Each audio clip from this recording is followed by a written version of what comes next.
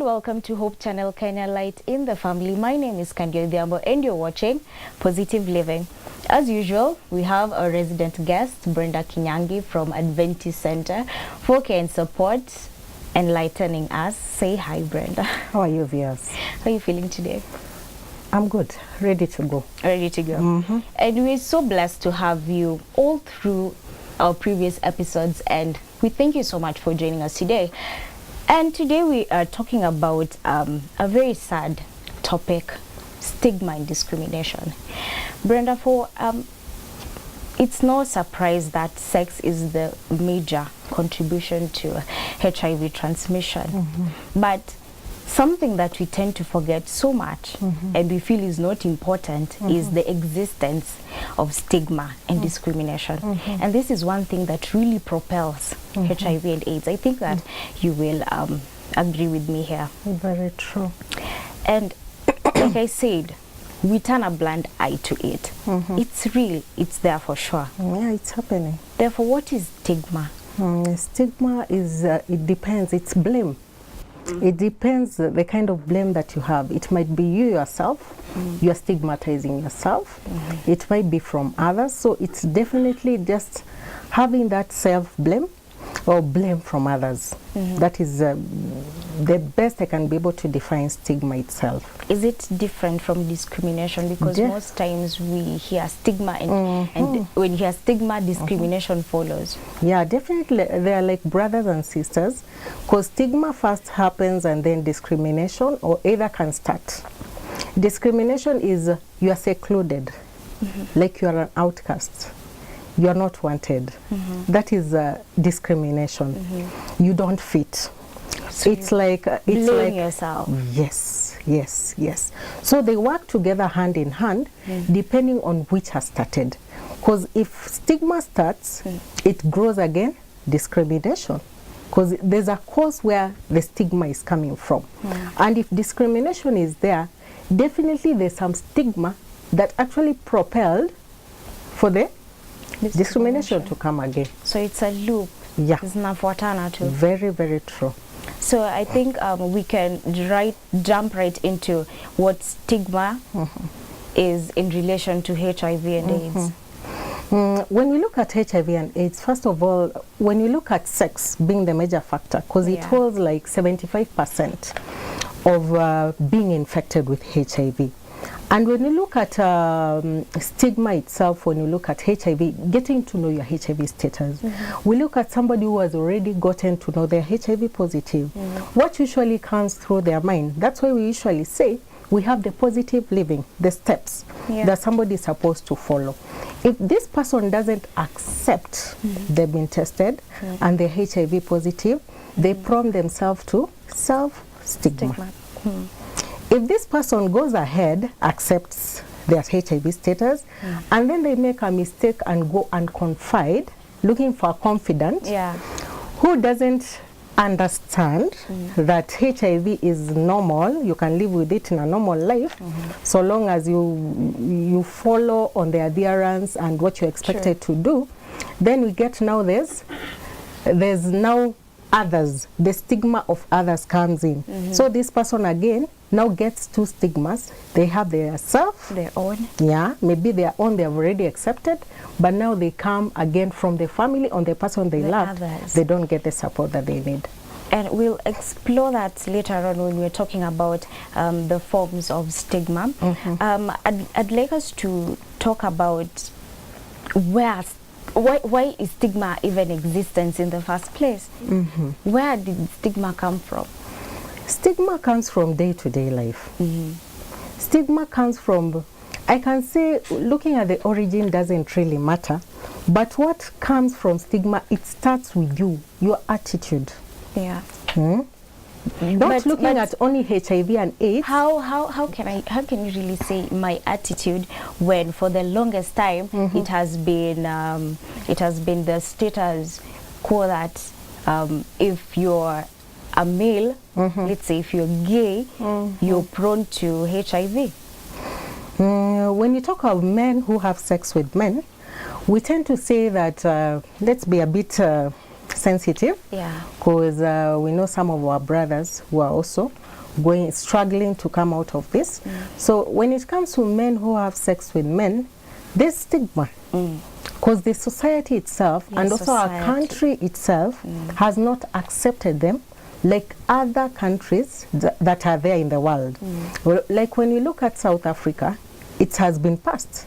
And some of the developing countries that are coming up, it's like it's normal. When you look at Kenya, it's a no-go zone. So if you are a man or somebody who's practicing sex with a man, it's unheard of here. It's not accepted. Society, it's a big part. Yeah, so itself, when you look at it, to them or to somebody who's already, due to their sexual orientation, to self it's stigma. Yeah. And also, you know, the fact that some drugs, still society, when you see me going to the pharmacist to get some sort of drug, you know, you think that, you already think at the back of your mind that I'm positive, I'm HIV positive. Just, you see, the simple things, myself as a person, we talk about, we think about, that's the stigma. And that is what we want to root out. I think that at the end of the day, it comes from society. I would love to take it like this. At the end of the day, it starts from you. Because when it starts from you, that is the intrapersonal, it becomes easier rather than the interpersonal. Because when it starts with you, you accept, like, today I'm HIV positive. I've been told I need to drink a lot of clean water. I've been told to do exercise. I've been told to avoid stress. I've been told anytime that I want to have sexual intercourse, I'm supposed to use condoms throughout to avoid getting reinfection. So it starts with the person themselves. Then it goes now to the surrounding, the society. Yeah. So if this person already has accepted themselves, mimi nimeambukizwa, na nafaa kukaa nayo hivi, even when this person sits down and reflects upon themselves, who is the best person that I can be able to go and confide to, they'll be able to pick the right person. Because you think maybe your sister is the best person to share your status to. It doesn't work well. You even become so demoralized, and it pushes the person even, maybe they even stop adhering to the act itself, antiretroviral drugs. True, and that we can categorize that as an effect of stigma. Very true. How does stigma affect those people living with HIV and AIDS? There are things they usually go through fear. And when you look at fear, it's just false expression appearing real. So anytime you have fear, just know this is just a feeling. It will go. It will go. So it depends on how you take it. Do you take it positively or do you take it negatively? If you take something negatively, at the end of it, the end results will be just negative result. But if you take it positively, like this is just a process I need to go through to reach where I'm supposed to reach to, then you make it. Another way is now we have the social disturbances, whereby somebody is in fear, they are going through stigma, they're having this, they're expecting the society or the family, their loved ones to embrace, you know, I've got it and right now I'm infected. Then there's this blame. You've been walking. Sharing also helps. So here I am HIV positive and I want to share. Because unloading, we always know, lessens your burdens. Very true. We call it counseling. And we talked earlier about the support groups, which are very, very important. Very important. And here again is stigma, which is preventing so many people from seeking health care, from seeking support. And you see what at the end of the day, what happens is you're under distress, and the disease catches up with you faster. Very, very sad indeed. So apart from the self-stigma that we talked about earlier, I would just like you to shed some light on the other forms of stigma that there is out here. Yeah. When you look at stigma, I started with the self-stigma, then I talked about the interpersonal, meaning that the society, the people around you. Basically, the way I've just mentioned an example, you go and confide to somebody that you thought that this is the right person to confide to, and it happens, it turns away against you, then too bad for the person who's infected. But that affects myself as a person living. I've confided in you. Very true. You can even maybe have confided to your parent, because you know. Does that mean you do not confide? It's very important to confide, and this one I'll just sing during all our shows. It's very important to confide, because you cannot just depend on the health care provider. You cannot depend on me, because I'm the one who has been working with you and you're HIV positive. Anytime you come to the facility, that it's only me. Yeah. During the middle of the night, when you disappear, you just decide, let me call Brenda. Maybe you're transferred to some other county. You call me at night and maybe you want to do something nasty and you get my phone is off. Oh my what God. will happen to this person? So we usually encourage somebody to have just a confidant, somebody they really need to share their status to, just in case of any emergency that is there, they can be able to get a quick support before reaching to us. And also, if we can categorize going to a facility, like you say, to confide in you, but then you meet me with some sort of animosity that I'm supposed to come to you for help, but here you are. Maybe you're extorting me that you have to give me some amount of money so that I keep your status confidential. What can we do about stigma we receive from health workers, if I can say? Actually, when I look at health care providers, I can say us already we are guarded because we have the code of ethics. And also I just want to reassure any person who's infected out there that they should not fear. They should know that they have their rights. Under the Constitution, their right is there. And they should not be like sacked or retrenched because of their HIV status. So it's very important for them to know that being HIV positive, you can work anywhere, and no one should be able to disqualify you because of your status. So let's focus on the healthcare for a minute.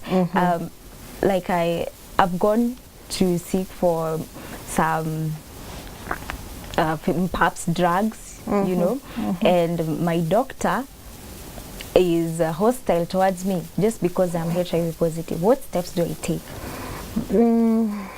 Wow. I'm trying to look at your question, and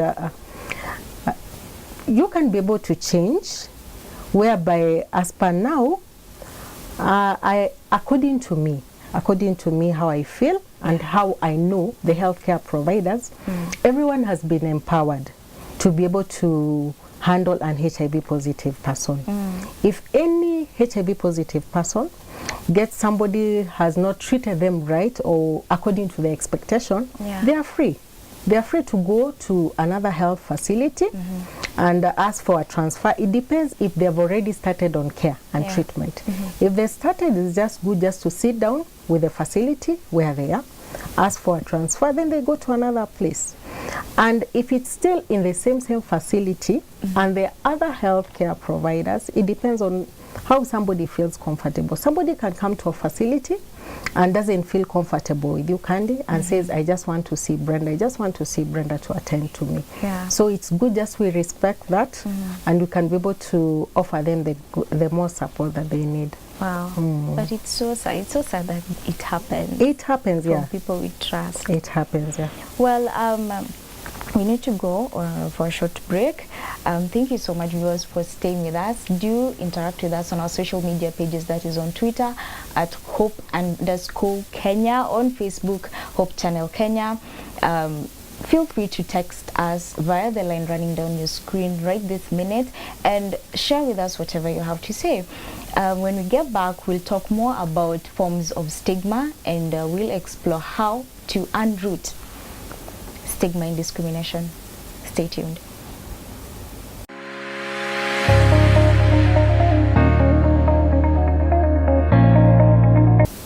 Hello and welcome back to Positive Living. Thank you so much for staying with me. And if you're just joining us, we're talking about stigma and discrimination and just how sad that it's something that is there, but we tend to just ignore it. Just before the break, we were talking about forms of stigma. We touched on the self-stigma. We've also touched on the stigma from healthcare. And we also, something that is more saddening is the fact that stigma from the government. These are people we've entrusted our lives with, and then here you are with a law. Wait, it's I don't even know, because it's just outrageous. Did you know that there's some countries whereby you cannot travel in and out if you're HIV positive?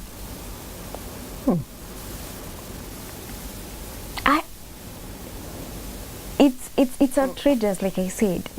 What do we do about, the government and criminalizing people living with HIV and AIDS?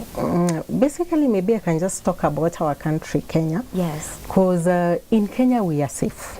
Thank God. In Kenya, we are safe so long as we are HIV positive. Yeah. We have enough support. We have enough support, especially from the government. That's why we have, when any person who's HIV positive visit a facility that is managed by the government of Kenya, gets all the treatment for free. Yeah. There's no any kind of service that this person who's HIV positive is going to be charged for. So with our government, I can say kudos to them. They need to keep it up, and we thank God for them. Yeah. We thank God of them. So long as we are there, we follow how we've been told by our doctors on how to take our drugs, so that we live a long and healthy and productive lives. Yeah, and there's a country, it's a small country that just recently lifted. They had these travel bans for, fortunately, people living with HIV and AIDS. They just lifted that, and we just continue praying that more of these happen. And apart from that, there is also a stigma from, I think, the others. Let me narrow it down to my neighbors. How do you deal with that kind of stigma? When you perhaps you've gone to Mama Mboga there, and you hear them whispering. Do you move out? What do you do? I can really say it needs somebody who has already accepted. It comes back to the individual. Yes, accepted. And also, it also calls for sensitization and mobilization within the area where the person is staying with. If there are healthcare providers around, if there are peer educators around, they usually do a very good work.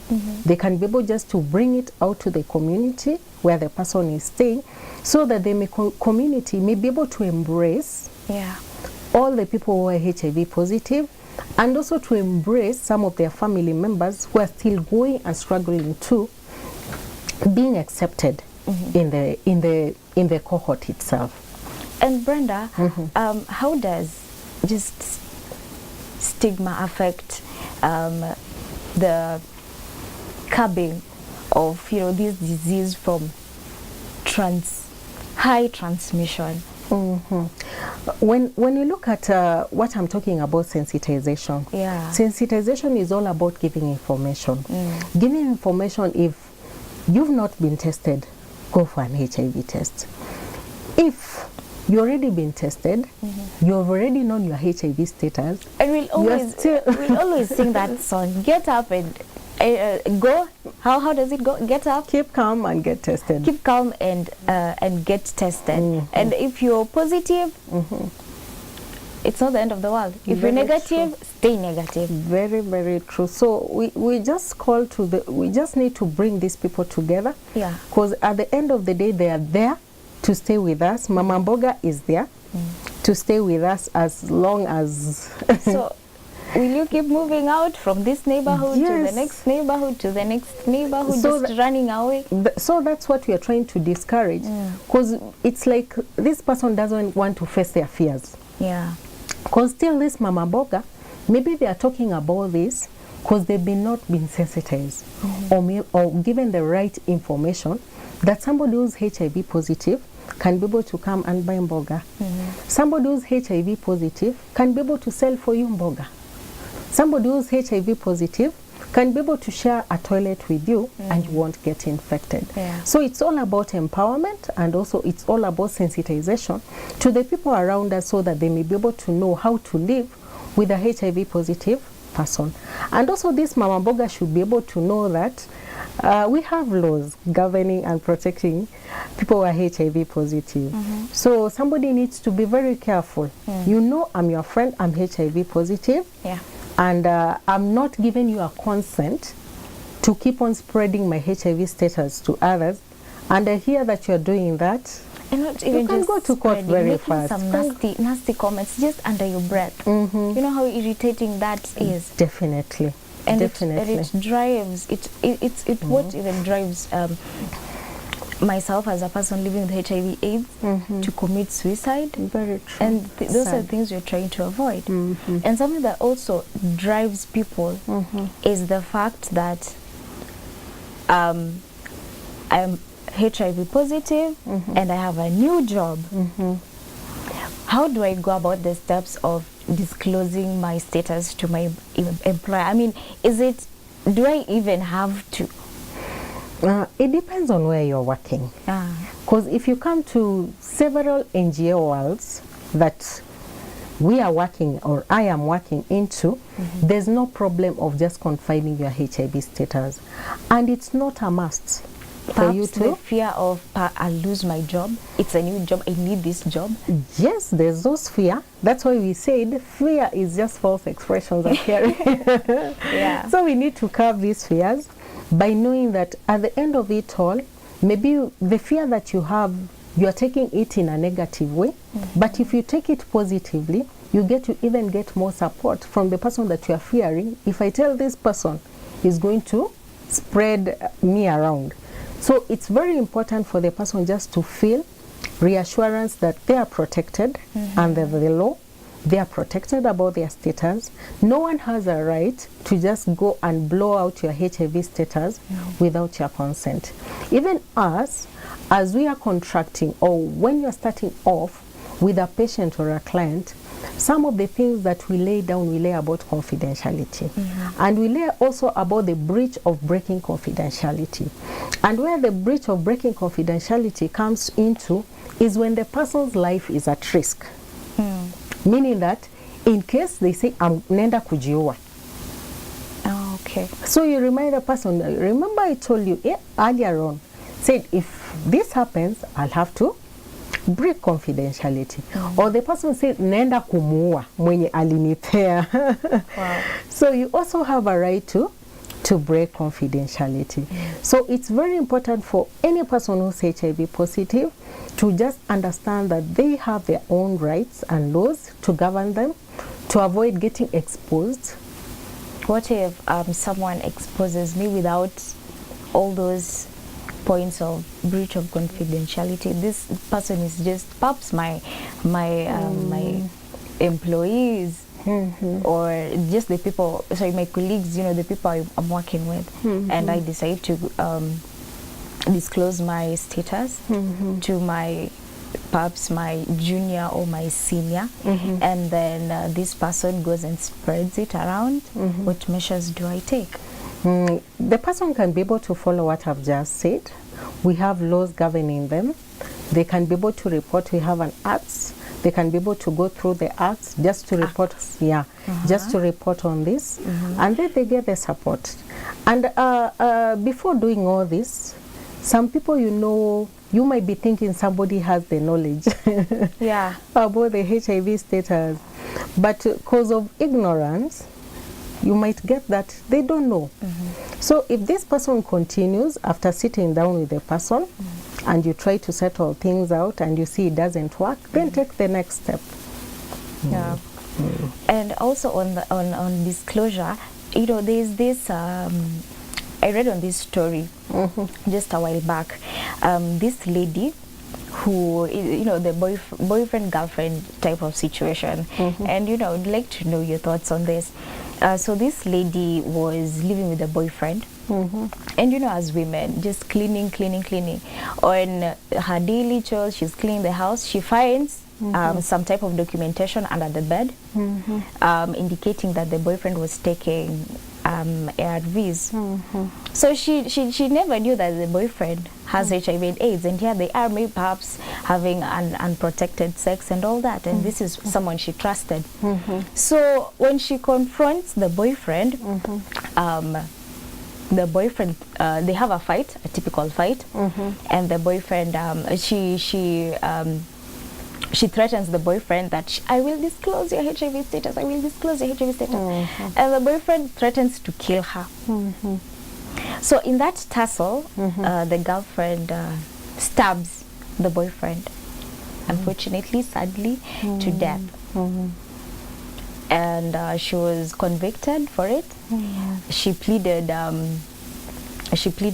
defense, self-defense, because the boyfriend was saying he wanted to kill her. So is there some sort of law that will govern this girl to sue the boyfriend for not disclosing his status? Definitely there is, because when you look, there's a while back, there was this case of Jacob Zuma, the former president of South Africa, and it was almost a similar case of what happened. We usually say, so long as you are aware that you are HIV positive, and you go and you continue with the normal practice that you've been having, it might be unprotected sex with your partner. It means that you are aware and you're exposing your partner to the HIV infection. The sad bit is when the partner finds out before you disclose, they have a right to sue you.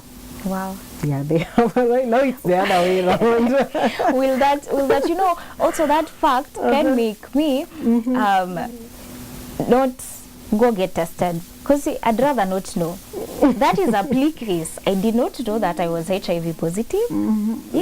It's very important to get tested, because you might be assuming, because I've been having unprotected sex with somebody who's HIV positive, so you just conclude you're HIV positive. It doesn't work like that. It's very important for you just to go get an HIV test and see where you are, because we've been having situations whereby we have couples whereby one is HIV positive and another one is negative. We usually call them discordant couples, and some of them even have lived more than 15 years together, and it happens. So we usually say the earlier the other partner knows, the earlier the prevention. How do I disclose my status to my partner? It's very important to disclose. You look at the best time. You sit down. It's something difficult. I know it's very difficult, but we usually encourage, if somebody feels they don't have enough confidence to do it, or they are not assertive enough, they can still come back to the healthcare facility with their partner, then with a healthcare provider to work with them on it, so that they may be able to disclose, because you're putting somebody else's life at risk. Wow.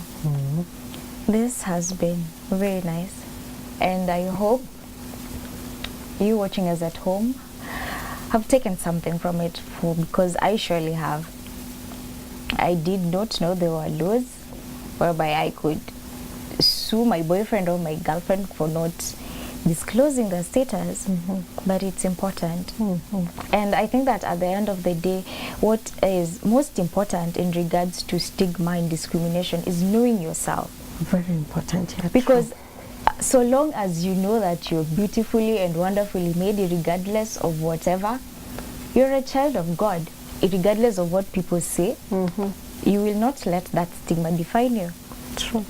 So if you're out there thinking that, how do I continue, how do I move on, just think of what makes you unique as a person. Think of what makes you worth being who you are. Have what we call a solo conference, the type where we say, Brenda, me, myself, and I. Have a solo conference, dig deep into your heart, and just think of what makes you unique, like I said. Thank you so much, Brenda. You're most welcome. We've learned so much, like I said. A lot. Me too. I've learned a lot. Thank you. You're welcome. Thank you for being with us. Like I said, do interact with us on our social media pages, on Twitter at Hope_Kenya, on Facebook, Hope Channel Kenya. Text us, share with us your experiences. We'd love to know, and we'd love to share your story with others. Until next time, I've been your host, Kandia Dhiambo. This has been Positive Living.